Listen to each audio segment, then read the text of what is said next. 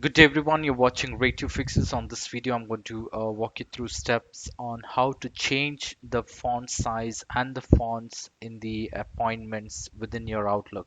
Now, for now, we have a default font set for my Outlook appointments.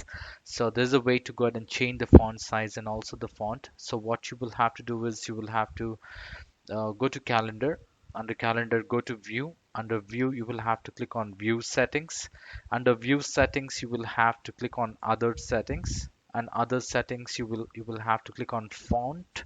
Under font, you can go ahead and increase or decrease the font size. Now for the demonstration purpose, I'm going to increase the font size to number 14, from 9 to 14.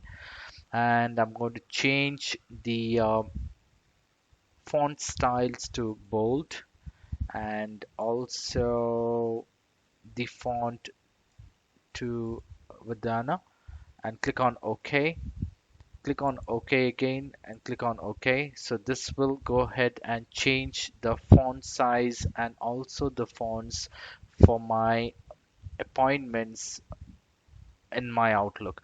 So this is how you can go ahead and change the font size. In case if you don't want this font size, you can go ahead and click on reset view.